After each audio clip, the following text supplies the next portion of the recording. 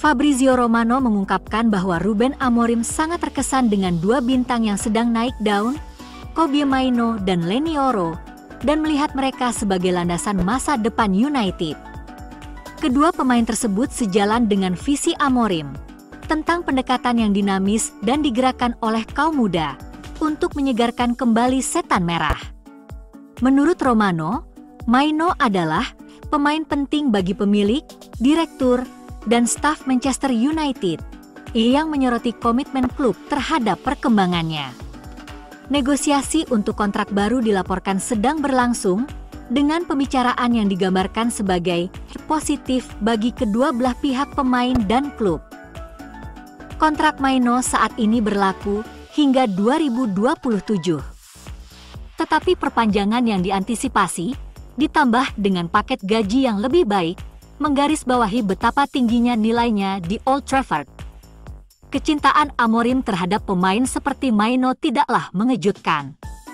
Dikenal karena mengembangkan bakat di Sporting CP, tempat ia membimbing tim tersebut meraih 2 gelar Primeira Liga, Amorim memiliki rekam jejak yang terbukti dalam mengubah potensi menjadi keunggulan.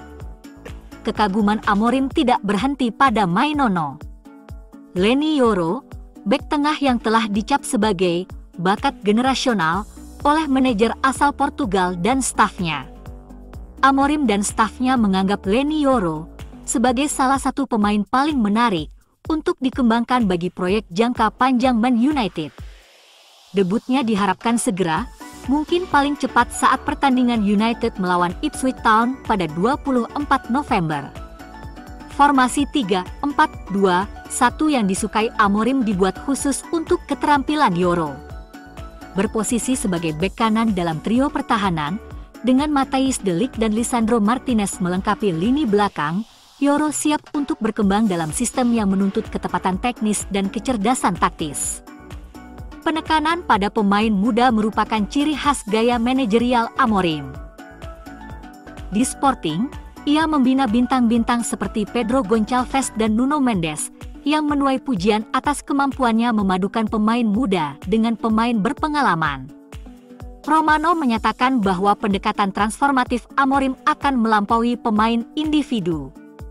Dengan keyakinan kuat pada sistem kolektif yang terstruktur, manajer asal Portugal ini diharapkan dapat menerapkan filosofinya dengan cepat di Old Trafford. Keseimbangan antara pengalaman dan pemain muda ini akan menjadi kunci keberhasilan United di bawah rezim baru.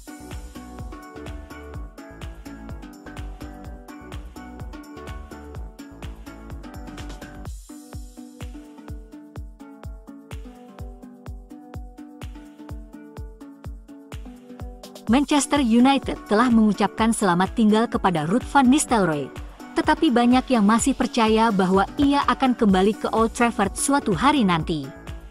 Era Ruben Amorim telah tiba dan pertandingan pertamanya semakin dekat. Kedatangan Amorim telah membawa perubahan besar pada staf pelatih United. Rene Hecke dan Jonathan Rouwelaar sama-sama meninggalkan United hanya beberapa bulan setelah bergabung dengan staf Erik ten Hag. Nama besar yang hengkang adalah Ruud van Nistelrooy, karena mantan penyerang United itu meninggalkan Old Trafford.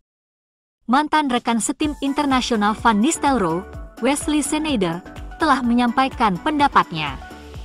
Ia yakin United cerdik melihat Van Nistelrooy sebagai calon bos di ruang ganti Old Trafford.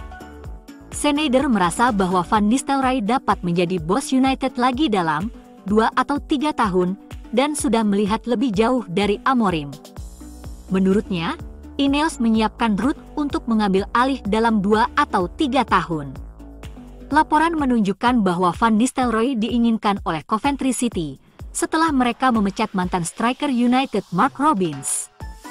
Van Nistelrooy akan memiliki pekerjaan yang sulit di tangannya dengan Sky Blues yang berjuang di Championship, tetapi ini mungkin menjadi awal dari perjalanan yang hebat. Tampil mengesankan di Coventry dan Van Nistelrooy bisa saja mendapati dirinya melatih di Liga Premier dalam waktu dekat, dan itu akan menjadi cara terbaik untuk menempatkannya di radar United untuk masa depan.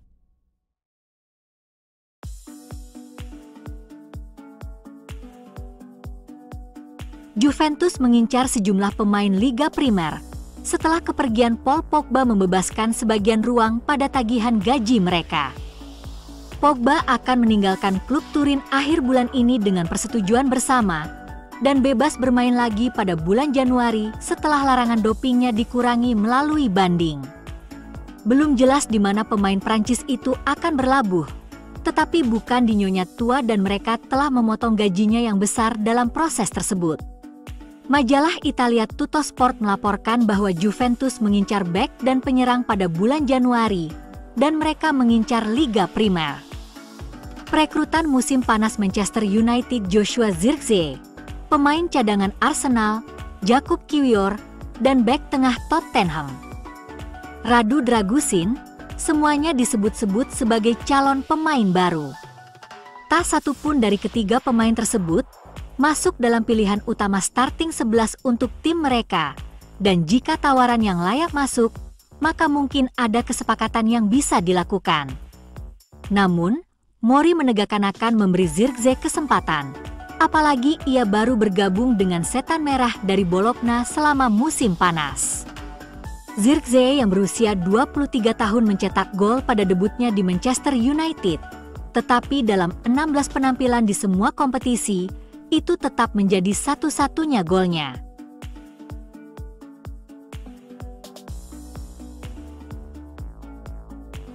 Christian Pulisic telah menjadi bintang utama bagi AC Milan musim ini, dan mungkin sejak kedatangannya, yang telah membuat beberapa klub Liga Primer tertarik. Dengan 7 gol dan 5 assist dalam 15 penampilan musim ini, pelatih kepala Milan yang baru Paulo Fonseca telah mampu mengandalkan Pulisic untuk menjadi penentu dalam pertandingan-pertandingan terbesar. Masalahnya adalah dengan tingkat performa ini, klub-klub lain telah memperhatikannya. Calciomercato.com melaporkan bahwa Pulisic justru sangat disukai oleh Liverpool, dengan masa depan pemain internasional Amerika itu tak pelak lagi terkait dengan kemungkinan perpisahan dini Federico Chiesa yang kembali ke Serie A dengan Milan dan Inter yang dikaitkan. Manchester United dan West Ham tengah mencari pemain papan atas untuk memperkuat lini serang mereka, jadi Pulisic juga menarik bagi mereka.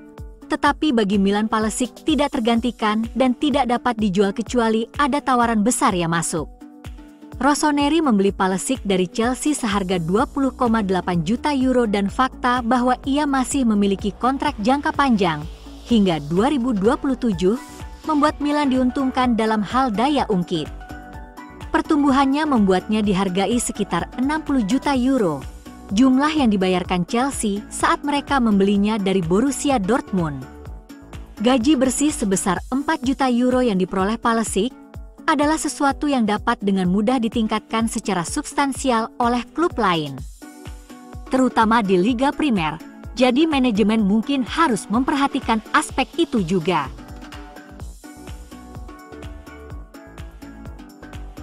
Menariknya, Liverpool dan Manchester United dikabarkan tidak hanya meminati satu pemain yang sama.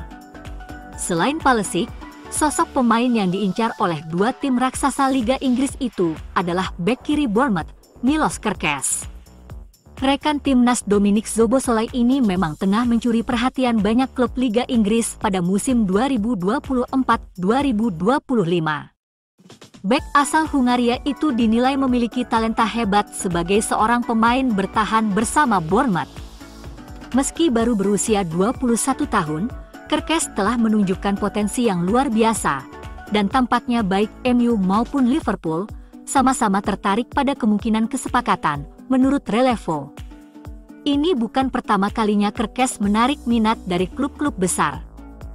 Dengan hit sebelumnya juga melaporkan masa depannya dan mengisyaratkan ia bisa berharga sekitar 40 juta pound.